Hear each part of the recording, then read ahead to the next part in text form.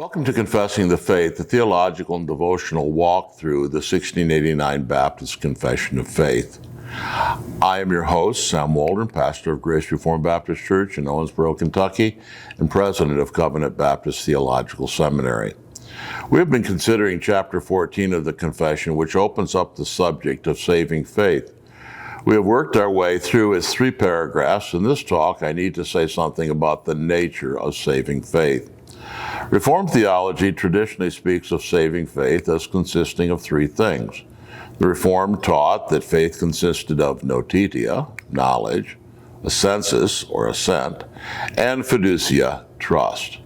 This teaching is certainly true, but I think it will be helpful to refer to the fact that in the Bible, saving faith is described in 2 complementary ways.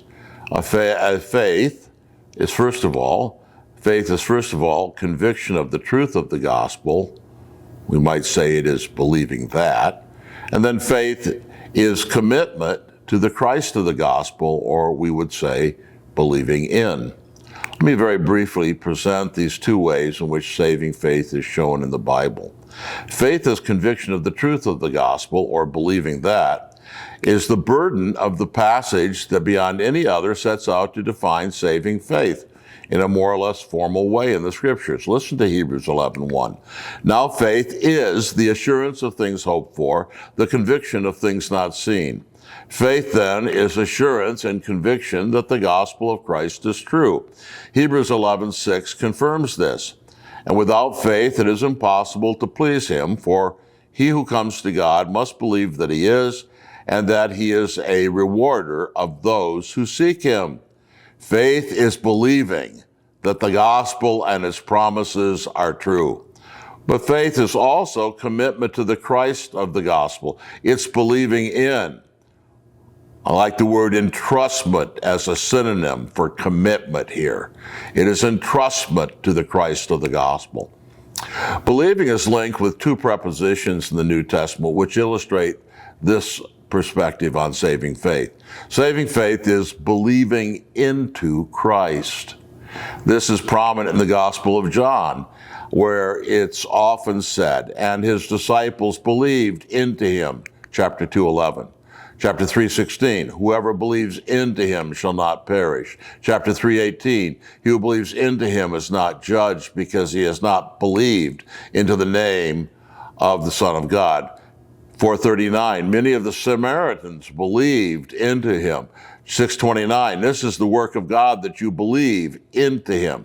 In each case, the preposition is into and speaks of movement into or commitment to Christ.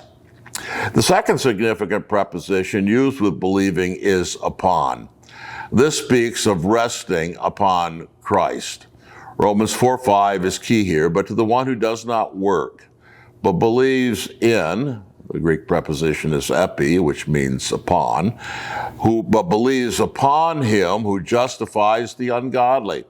The same preposition is there in Luke 24:25 when Jesus, addressing the 2 slow of heart disciples on the road to Emmaus, says, "O foolish, slow of heart, to believe in," that is to say, upon, "all that the prophets have spoken."